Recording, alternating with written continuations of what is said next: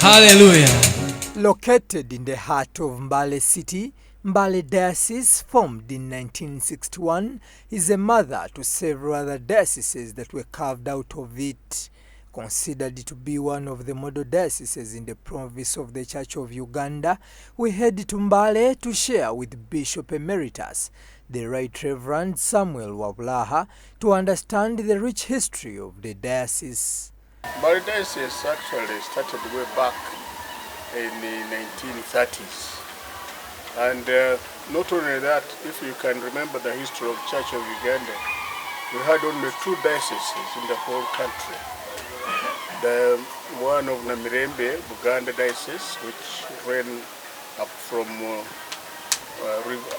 River Nile to the western part of Uganda, and then the diocese on the Upper Nile ran from Majanji up to Sudan. And our first bishop was Kiching. He was stationed in Ngora sometime. Then they moved to Walasi. And in 1939, we had the first bishop, Asha Wilson, rather second bishop, Asha Wilson, who moved from Walasi to Mbale, where we have been stationed up to now. The retired Bishop of Mbale Diocese, Right Reverend Patrick Gidudu, painted a picture of how the diocese looked like at the time he assumed the seat of bishop. So remember that Mbale Diocese, as I said before, was created in 1961. But Mbale Diocese now is regarded as one of the old dioceses in Uganda that is expected, or which are expected to do well. It is true that it has been subdivided when we have now Bukedi Diocese, which was part of Mbale. We have Sebei, which was part of Mbale. We have North Mbale, which was part of Mbale Diocese. Whatever I did was that I built on what they had done in terms of the preaching, in terms of the ministry. I built on what they had started.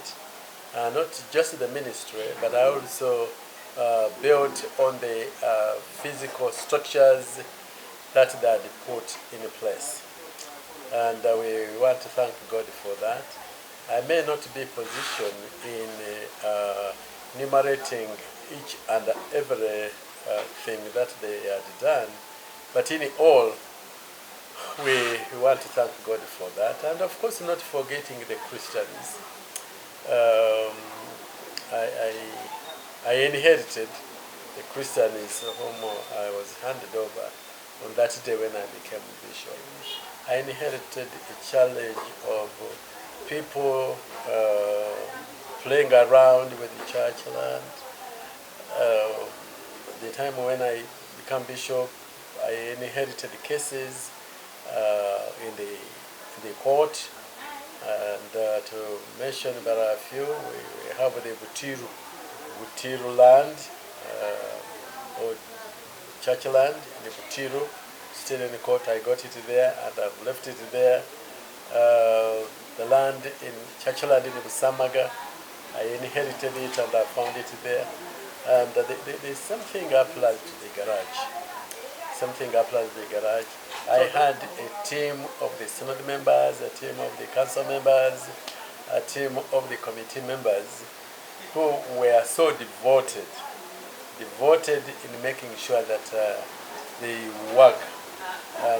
And of course I should not forget the archdeaconess and the clergy and the lay readers. They were so devoted to making sure that they work with me and making sure that proposals that I came up with, they bought them well. The current Bishop of Mbale Diocese, the Right Reverend John Wilson Nanda, says the diocese's rich history enables him and his administration, especially in creating a clear pathway to work execution and ministry. For the Upper Nile Diocese was the Bishop Asha Wilson.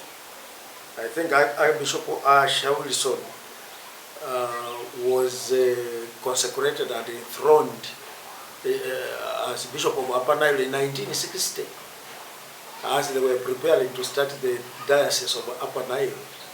Then Asher Wilson actually came in as the first bishop, who was in charge of the diocese for 4 complete years, from 1960 to 1964. And then during that time, a number of other areas actually were cut off. That is the time when now Bishop Masaba came in. You know, Bishop Masaba came in as the second bishop of Mbale Diocese, and Bishop Masaba was in office from 1964 to 1975 as the bishop, the second bishop of Mbale Diocese. Then we had Bishop John Wasike, whom everybody knows that he was actually murdered by Amini's regime. You know, he was not in office for a long time. Bishop Bishop Wasike was in office from 1975 to 1976 to 1979. Then Bishop Wesonga became our 4th bishop. Bishop Koboi, our 5th bishop. Bishop Wabulaha was actually the 7th bishop, and Bishop Chidudu.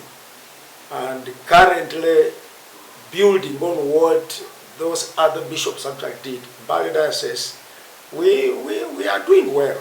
Next Sunday, we seek to understand some of the tremendous changes the diocese has undergone since its inception and likely impacts. John Jimmy Musimbi, Church of Uganda Family TV, special report. Let's go ahead and raise your voice and